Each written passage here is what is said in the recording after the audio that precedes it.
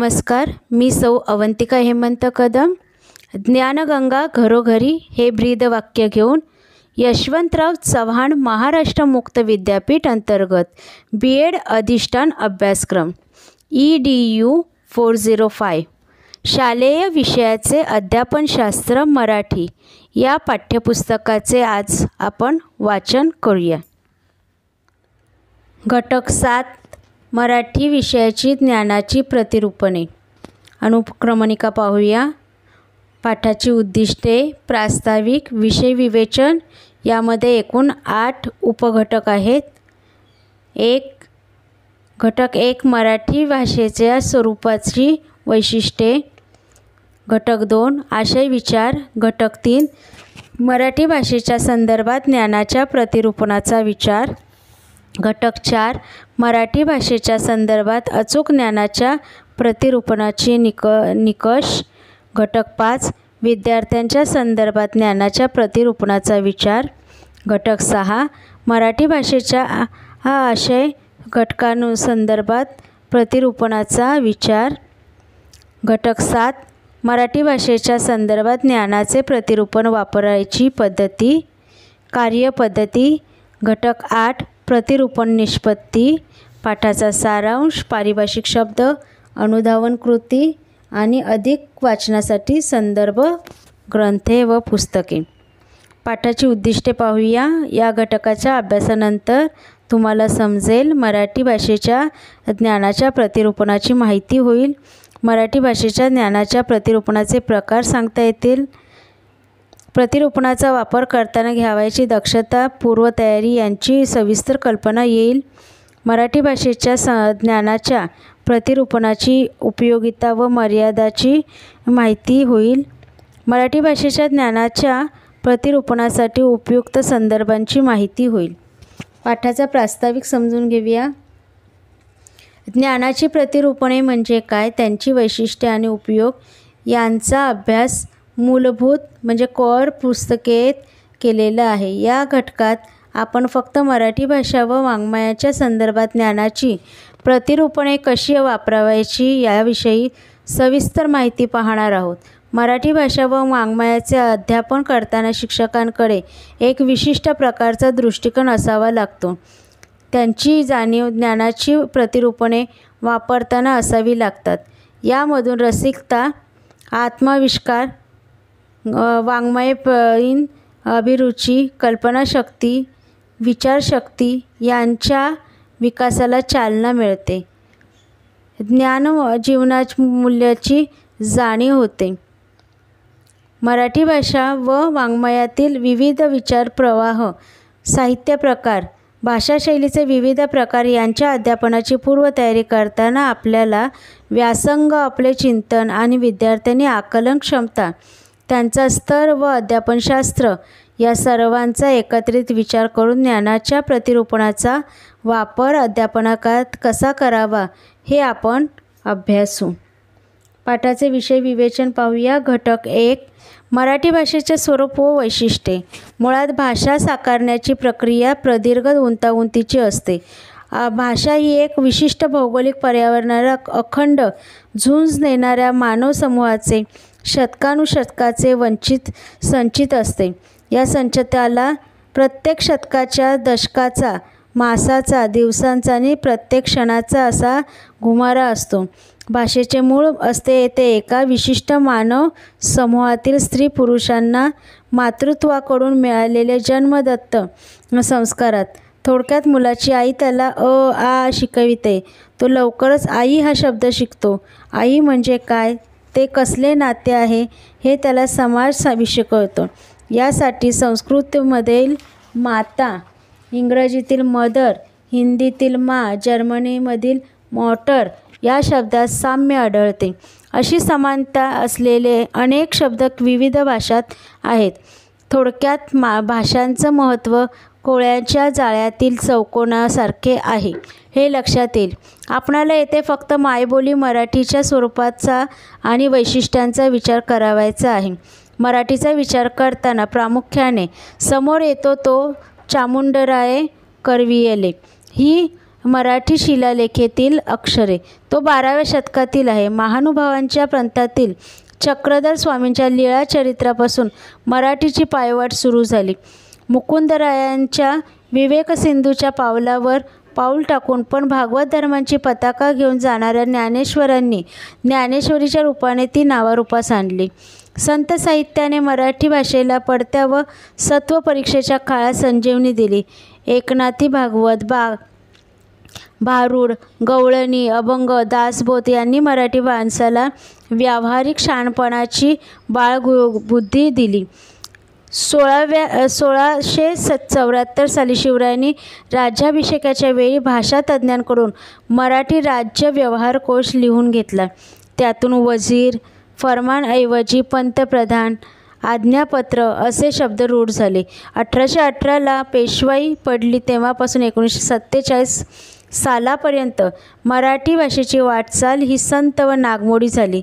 त्यात ह. ना. आपटे, नाथ माधव, विवा हडप, केशवसूत, गोविंदाग्रज, आचार्य अत्रे, शाहीर, अमर शेख, महात्मा फुले, साने गुरुजी, दुर्गा भागवत, शांता शेळके, नारायण सुर्वे, विवा शिरवाडकर, नादो महानोर, विठ्ठल वाघ, दया पवार, फ. मु. शिंदे इत्यादींपर्यंत मराठी साहित्यात झपाट्याने बदल होताना उणिवा व अपुरेपणाची उदाहरणे शोधून विद्यार्थ्यांना त्यापैकी कोणकोणता भाग सांगावा लागेल हेही शिक्षकांना ठरवावे लागेल. घटक 2. आशय विचार. प्रत्येक विद्याशाखेचे ज्ञान अमर्यादित असते. त्यापैकी काही आशयाची अभ्यासक्रमासाठी निवड केली जाते.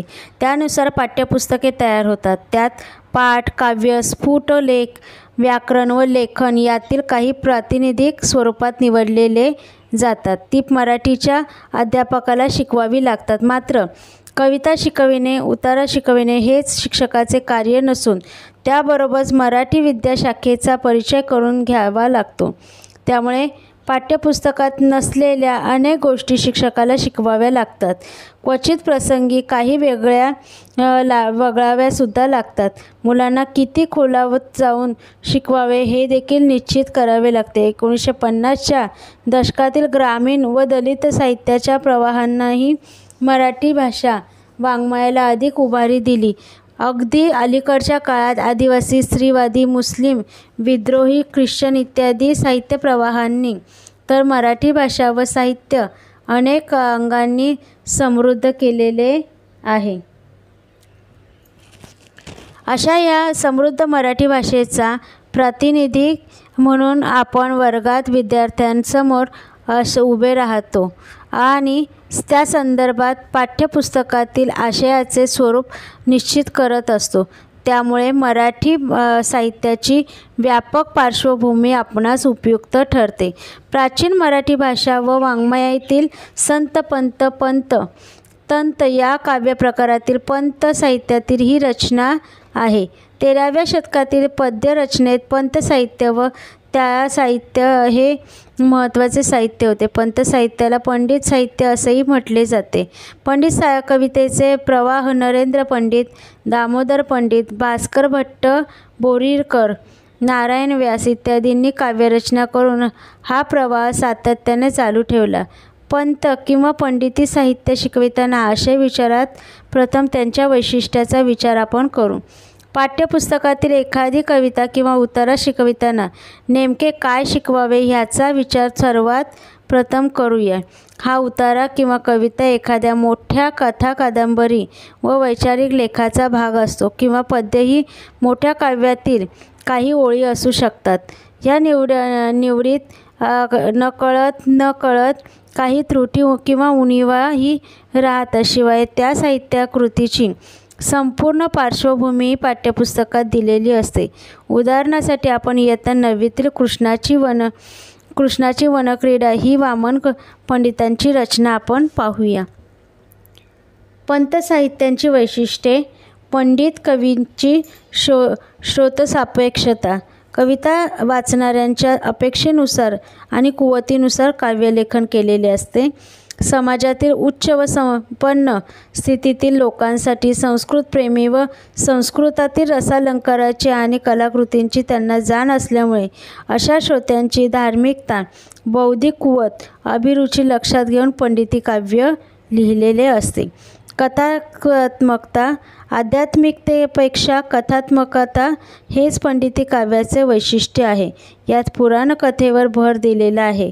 उदाहरणार्थ, सर्वांगीण देखो तुमचा तो कांतू, देखिलेचे अंग तेथुनी न ढळतेची लोचन. नवरसांचा जाणीवपूर्वक वापर. पौराणिक कथेवर पूर्ण नवरसयुक्त संस्कार करून काव्याची रचना केली जाते. या संदर्भात वामन पंडितांचे एक उदाहरण आपण घेऊयात. शृंगार वीर करुणा ही नवरसाची लीला जगद्गुरूची या फणसारसाची. पुढील प्रसिद्ध ओळीतून संत व पंडिती काव्याचे विशेषण दिसून येतात. ओवी ज्ञानेश्वरांची अभंगवाणी, प्रसिद्ध तुकयाची, सुश्लोक वामनाचा, तशीच आर्या मयूरपंताची.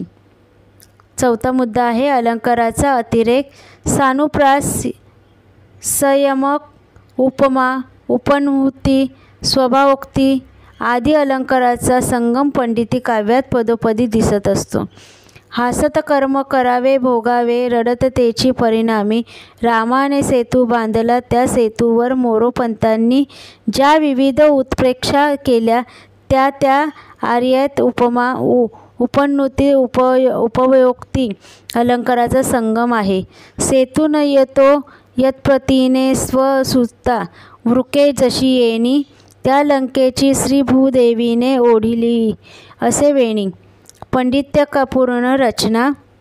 या रचनेचा खरा पायंडा मुक्तेश्वरांनी पाडला. या काव्यातून कवित्व शक्तीचा व पांडित्याचा विलास प्रदर्शित होतो.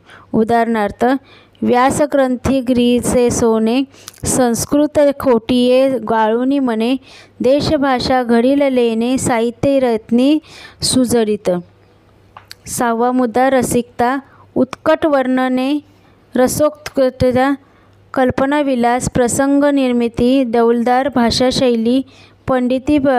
यामुळे पंडिती काव्यात रसिकता आलेली आहे. उदाहरणार्थ, अरुणोदयाच्या वेळी आकाशातील नक्षत्र लोप पावतात. यावर मुक्तेश्वराने हे रूपक रचले आहे. गगनसमुद्री मुक्ता फळे, अरुण चंचुने कनकमराळे, घेता कळा कुशले नाहीच केली नक्षत्रे. कनक म्हणजे सोने, मराळ म्हणजे मुक्ताफळे म्हणजे रत्नमोती. पंडिती काव्यांच्या काही मर्यादाही आहेत. अलंकारिता, कृत्रिमता, बोजडपणा, समासघटित शब्दरचना यामुळे काव्यात क्लिष्टता, रसहीन शुष्क शब्द यामुळे हे काव्य कृत्रिम व बोजड वाटते. सारांश. पंडिती कवींनी काव्यरचनेचे विविध प्रकार हाताळले. यामध्ये महाकाव्य, खंडकाव्य, आख्यानकाव्य, कथाकाव्ये, स्तोत्र, केकावली इत्यादींचा समावेश होतो. पंडिती काव्य हे संत काव्यांसारखे उत्स्फूर्त नसून त्यांची रचना कौशल्यपूर्णतेने विषयनिष्ठ आणि काहीशी कृत्रिम आहे. संस्कृत साहित्याने अनुकरण करणारी भाषांतरे कवी म्हणून या काव्यांकडे पाहिले गेले. यामुळे संस्कृत संकेत परंपरा यांचा पगडाही पंडिती साहित्यावर दिसून येतो. पंत साहित्यांची वरील सर्व उद्दिष्टे आपल्या पाठ्यपुस्तकातील काव्य शिकवताना उद्भूत करावी का, येथून आशयाचा विचार सुरू होतो. कवीचा परिचय आणि त्याचे साहित्य. या काव्याचे कवी वामन पंडित म्हणजे वामन नरहर शेष यांना प्राचीन मराठी पंडिती काव्याचे प्रमुख प्रातिनिधिक कवी म्हणून ओळखले जाते. त्यांच्या जीवनाविषयी निश्चित स्वरूपाची माहिती फारशी मिळत नाही. रामदासी पंथातील श्री सिद्धेश्वर महाराजांचे शिष्य राजाराम प्रसादी यांच्या भक्तमंजरीतील 1834 वामन पंडितांचे चरित्र विस्ताराने देण्यात आलेले आहे. वामन पंडित एकापेक्षा जास्त होते असे काही संशोधकांचे मत आहे. पण इतिहासाचार्य बी. का. राजवाडे यांच्या मते वामन पंडित हे एकच होते. या पार्श्वभूमीवर स्वीकारार्ह असे जे चरित्र उपलब्ध आहे ते असे. वामन पंडितांचा जन्म विजापूर शहरी झाला. त्यांच्या वाडवडिलांचे घराण्यांचे नाव शेष होते. कानोले यांच्या मते हे शेष घराणे नांदेडचे असावे, पण A.P.V. रंगनाथस्वामी यांनी ऑन द शेषाज ऑफ बनारस या आपल्या लेखात हे शेष घराणे आंध्र प्रदेशातील असल्याचे म्हटलेले आहे. शेष घराणे संपन्न आणि विद्वान होते. वामन पंडितांचे आजोबा वामन अनंत शेष हे आदिलशहाच्या तुरुंग दरबारी असलेली एक विद्वान. आदिलशहाच्या ग्रंथालयाची व्यवस्थाही त्यांच्याकडे होती. फारसी भाषेवर त्यांचे प्रभुत्व होते. वामन पंडित हे विजापूर येथे राहत असताना त्यांच्या मनात एकदा धर्मांतराची भीती निर्माण झाली. असा प्रसंग आपल्यावर येऊ नये म्हणून ते आपली पत्नी गिराबाई हिच्यासोबत ते काशीस गेले. तेथे बराच काळ राहून त्यांनी विद्याभ्यास केला. पंडितीवादात भाग घेतला. त्यात विजय संपादन केला. त्यांना 6 अपत्ये होती. जवळपास वयाच्या 60व्या वर्षी त्यांनी संसार त्याग केला. त्यानंतर योग्य गुरूचा शोध घेण्यासाठी ते दक्षिण भारतात ठिकठिकाणी हिंडले. पुढे मलय पर्वतावर त्यांना सच्चिदानंद यती हे सत्पुरुष भेटले. त्यांनी वामन पंडितांना भार्गवी किंवा भार्गवी वारुणी विद्येचा उपदेश केला. हे सच्चिदानंद यती म्हणजे आपल्या शृंगेरी पीठाचे शंकराचार्य होत असे म्हणतात. गुरु उपदेशानंतर बहुधा वयाच्या 75व्या वर्षी त्यांनी संन्यास घेतला. पूर्णानंद हे वामन पंडितांचे संन्यास घेतल्यानंतरचे नाव असावे. तथापि या नावाचा उल्लेख वामन पंडित आपल्या कोणत्याच ग्रंथात करीत नाही. संन्यास घेतल्यानंतर वारणातीरी कोरेगाव येथे ते वास्तव्यास होते. यथार्थ दीपिका हा ग्रंथ त्यांनी तेथेच लिहिला. कोरेगाव येथेच त्यांचे निधन झाले. तेथे त्यांची समाधी आहे. त्यांनी रचलेल्या काव्यकृती निगमासर, कर्मतत्त्वे, बहुश्रुती, समश्लोषी, भगवद्गीता, हरिनामसुधा, नामसुधा, श्रुतिसार म्हणजे संस्कृतात, अनुभूतिलेश संस्कृतातील, उपादान, चरमगुरु मंजिरी, गीतार्णवसुधा, प्रियसुधा, वेणुसुधा, वनसुधा, चित्सुधा, उपरोक्षानुभूती, विश्वासंबंध, प्रेमसरी, सिद्धांत विजय, सीतास्वयंवर, रामजन्म, द्वारका विजय, भरतभाव, भागवती, नारायण व भगवती प्रकरणे आहेत. वामन पंडितांनी रचलेल्या तत्वचिंतनपर ग्रंथात निमसागर हा विशेष उल्लेखनीय ग्रंथ होय. त्यांच्या ह्या एकाच ग्रंथात त्यांनी ग्रंथसमाप्तीचा काळही दिलेला आहे. शके 1595 इसवी सन 1674 पर्यंत. या ग्रंथात त्यांनी त्यांच्या गुरूपासून प्राप्त झालेल्या भार्गवी वारुणी ह्या विद्येचे विवेचन केले आहे. सकळ निगमांचे सार संक्षेपाने सांगणे हा या ग्रंथाच्या रचनेमागील हेतू. पुरुष प्रकृती, ब्रह्ममाया, जगदमाया या विषयांचा परामर्श त्यांनी ह्या ग्रंथात घेतलेला आहे. या ग्रंथातही तार्किकतेचे प्रसिद्ध आहेच. कर्मतत्व हाही त्यांचा एक महत्त्वाचा तत्वविवेचन ग्रंथ. कर्मतत्वाचे विवेचन करीत असताना कर्म, अकर्म, विकर्म अशी कर्माची 3 रूपे सांगितलेली आहे. कर्म व कर्मफळे सगुण ईश्वरास अर्पण करावीत. अहंता व ममता काहीशी नाही तर सुख दुःख नाहीसे होईल विचार त्यांनी मांडले आहेत. त्याचप्रमाणे शुद्ध आणि अखंड आत्मतत्व कोणते या संबंधीचे विवेचनही केलेले आहे. नामसुधा, वेणुसुधा आणि वनुसुधा ही काव्ये उल्लेखनीय आहेत. महात्म्य हा नामसुधेचा विषय आहे. वेणुसुधेत श्रीकृष्ण वाजवीत असलेल्या मधुर मुरलीच्या आवाजाने गोपी मधुवनातील वेली व वृक्ष ह्यांच्यावर झालेला विलक्षण परिणाम आवाजाने झालेला विलक्षण परिणाम प्रभावीपणे वर्णिलेला आहे. अधासुखद हा वनसुधेचा विषय. याशिवाय प्रियसुधा म्हणून त्यांचे काव्य पत्नीला उपदेश करण्याकरिता लिहिलेले आहे. चित्सुधा हे एक वेदांत प्रकरण आहे. द्वारका विजयात द्वारकेच्या संपन्नतेचे वर्णन आहे. वामन पंडितांनी लोकप्रियता लाभली ती त्यांच्या आख्यान रचनेमुळे. राम आणि कृष्ण ह्या अवतारांच्या लीला त्यांनी वर्णन केल्या आहेत. कृष्णावरील आख्यानामुळे कृष्णाच्या निवडक कथा त्यांनी श्रीमद भागवताच्या आधारे घेतल्या. रामायणाच्या आधारे त्यांनी अहल्याद्वारा, जटायुस्तुती, भरतभाव, रामजन्म, रामस्तव, सीतास्वयंवर, लोपामुद्रा संवाद ही आख्याने रचली. कृष्णजन्म, बालक्रीडा, मामाविलास, राधाविलास, मुकुंदविलास, राधा भुजंग, रासक्रीडा, कंसवध ही त्यांनी कृष्णचरित्र लिहिलेली काही आख्याने आहेत.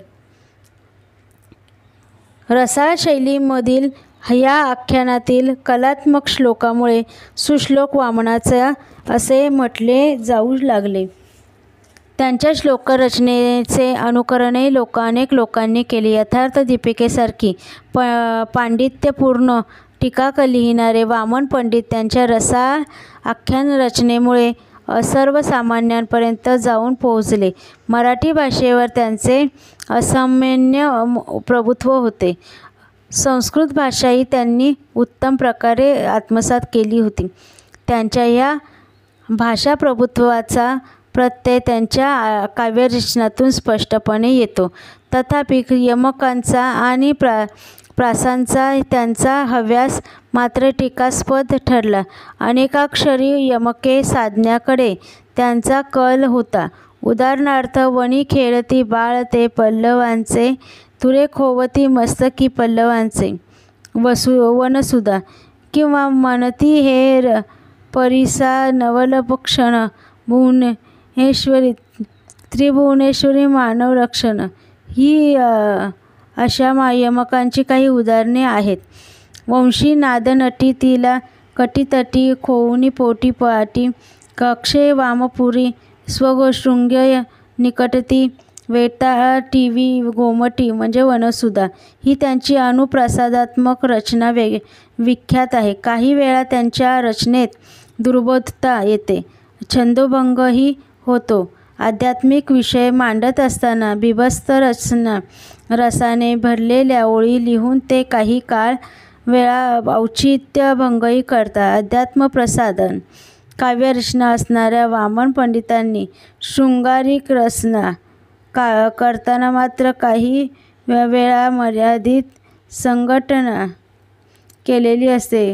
उदाहरणार्थ, राधा भुजंग आणि रासक्रीडा ही काव्ये ह्या संदर्भात टीकार्ह ठरलेली आहेत. एक तत्त्वज्ञ म्हणून अद्वैताधिष्ठित भक्तीचा पुरस्कार करणारी यथार्थ दीपिकेमधील आणि एक व्याख्यान कवी म्हणून भगवती प्रकरणातील रसाळ स्वरूपाची वामन पंडिताची आविष्कार पद्धती लक्षणीय आहे. आशय स्वरूपाचे वर्गीकरण प्रामुख्याने दोन प्रकारे केले जाते: निर्देशात्मक ज्ञान व कार्यात्मक ज्ञान. असे ज्ञानप्राप्तीच्या मूलभूत पुस्तकातील मानसशास्त्रीय दृष्टिकोन व विद्यार्थी विचार हा या उपघटकात मुद्द्यात आपण अभ्यासले आहे. निर्देशात्मक ज्ञानामध्ये वस्तू, घटना, संकल्पना, तपशील किंवा माहिती यांचा समावेश केला जातो. थोडक्यात निर्देशात्मक ज्ञान हे मेंदूत मानसिक चित्रे किंवा चिन्हे अशा स्वरूपात साठवलेली जातात. या मानसिक चित्रात प्रतिमा, संकल्पना, रूपबंध, अर्थपूर्ण शाब्दिक जाल व मानसिक आराखडा इत्यादींचा अंतर्भाव होतो. तर कार्यात्मक ज्ञानात आपण वेगवेगळ्या प्रकारच्या कृती अथवा क्रियांबाबत कशी कार्यवाही करावी याची नियमावलीबद्धता मेंदूत तयार होते. अशा प्रकारे कोणताही आशय शिकविण्यापूर्वी तो कोणत्या स्वरूपाच्या ज्ञानात येतो हा निर्णय आपणास घ्यावा लागतो. त्यासाठी आपण इयत्ता 8वीच्या पुस्तकातील भारत देश माझा देश आहे हा यदुनाथ थत्ते यांचा प्रतिज्ञेच्या संदर्भात नवी दृष्टी देणाऱ्या पाठाचे उदाहरण घेऊ. ह्या पाठाचे अध्यापन करण्याचे ठरविल्यावर मी मराठीचा अध्यापक म्हणून स्वतःलाच काही प्रश्न करेल. ते पुढीलप्रमाणे असतील. अध्यापन करावयाच्या आशयाचे स्वरूप निश्चितीसाठी काही प्रश्न असतील आणि त्यांची संभाव्य उत्तरेसुद्धा पुढे दिलेली आहेत. प्रश्न 1. ह्या पाठातील आशयाचे स्वरूप कोणत्या प्रकारचे आहे? उत्तर असेल, ह्या पाठातील आशय निर्देशात्मक ज्ञान स्वरूपातील असून तो रूपबंधाच्या स्वरूपात स्मृतिपटलात साठवलेला असेल. कारण प्रतिज्ञेतील देश या मुख्य संकल्पनेशी निगडीत अशा निरनिराळ्या संकल्पना येथे एकत्र व सुसूत्रपणे आलेल्या आहेत. प्रश्न 2. या आशयातील महत्त्वाचे प्रमुख मुद्दे कोणते? संकल्पना कोणत्या? 1. भारत माझा देश आहे. या वाक्यात आपला देश असे न म्हणता माझा का म्हटले आहे याचा तपशील. 2.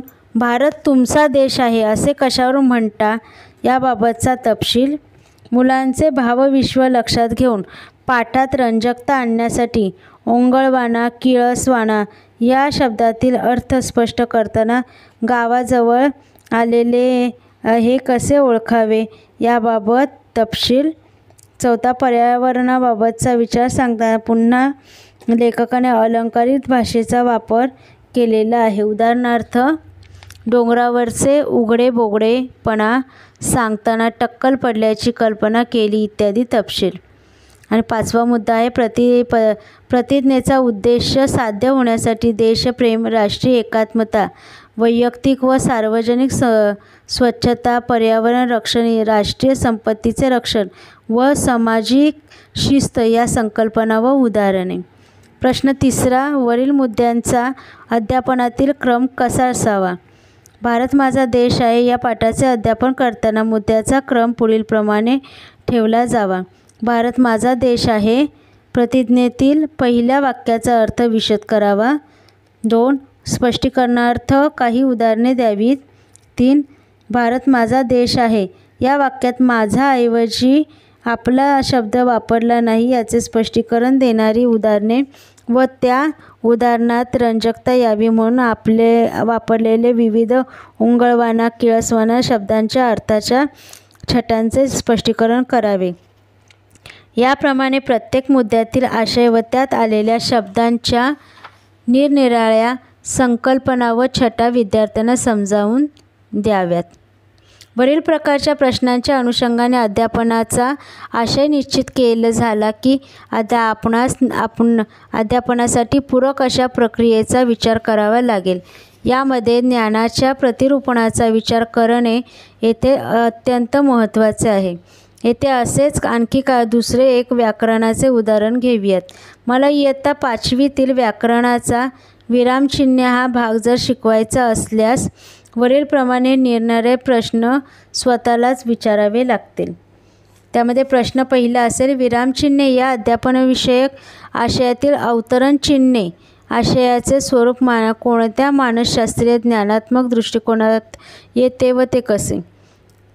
या आशयाचे स्वरूप निर्देशात्मक ज्ञान या मानसशास्त्रीय दृष्टिकोनातून येते. हे ज्ञान संकल्पनात्मक रूपात स्मृतिपटलावर असते. कारण ह्या आशयातील वाक्यामधील निरनिराळ्या चिन्हांच्या समान वैशिष्ट्यांद्वारे वर्गीकरण केले आहे.